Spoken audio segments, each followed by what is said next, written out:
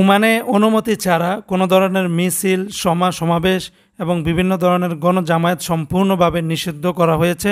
এটা শুধু ওমান নয়, গোটা মধ্যপ্রাচ্য যেমন সৌদি আরব, দুবাই, কাতার, বাহরাইন, কুয়েত সহকারে, মধ্যপ্রাচ্যের জর্দান সহকারে আরও আরব দেশগুলোতে প্রশাসনের পূর্ব কোনো ধরনের অনুমতি ছাড়া মিছিল, সমাবেশ, স্লোগান দেওয়া, জনমনে অস্থিরতা, আতঙ্ক বা বিভ্রান্তি তৈরি হতে পারে এরূপ কোনো কর্মকাণ্ডে লিপ্ত হওয়া, এর ভিডিও ধারণ করা, এমন কোনো বার্তা, ছবি, ভিডিও সোশ্যাল মিডিয়া আপলোড করা বা শেয়ার করা, রাস্তায় যান চলাচলে বিঘ্ন ঘটানো ইত্যাদি সম্পূর্ণরূপে নিষিদ্ধ করা হয়েছিল আগে থেকেই। এমন কর্মকাণ্ডে লিপ্ত হলে সংশ্লিষ্ট ব্যক্তির ভিসা বাতিল, জেল জরিমানা, দেশে ফেরত পাঠানো সহ ভবিষ্যতে এ দেশে প্রবেশের নিষেধাজ্ঞা সহ আরও কঠোর শাস্তির মুখোমুখি হওয়ার আশঙ্কা রয়েছে।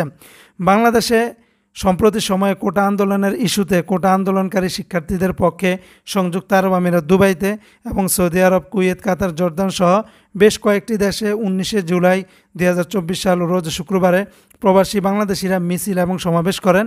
মিছিল ও সমাবেশের ভিডিও চিত্র সামাজিক যোগাযোগ মাধ্যমে ফেসবুক, টিকটক, ইউটিউবে বিভিন্ন আইডিতে পোস্ট এবং শেয়ার করতে দেখা যায় প্রবাসীদের, যা স্থানীয় আইনের লঙ্ঘন এবং শাস্তিযোগ্য অপরাধ। সংযুক্ত আরব আমিরাতে এই অপরাধের জড়িতদের গ্রেপ্তার করে আদালতে পাঠানো হয়।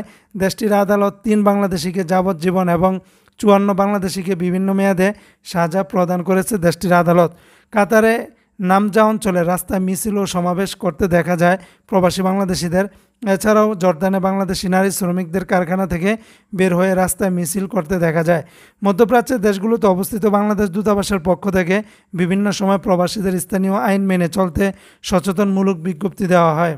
তো বন্ধুরা, এই ছিল আপডেটটি। ইনশাআল্লাহ পরবর্তীতে আবার কোনো আপডেট নিয়ে হাজির হব। আসসালামু আলাইকুম রহমতুল্লাহ।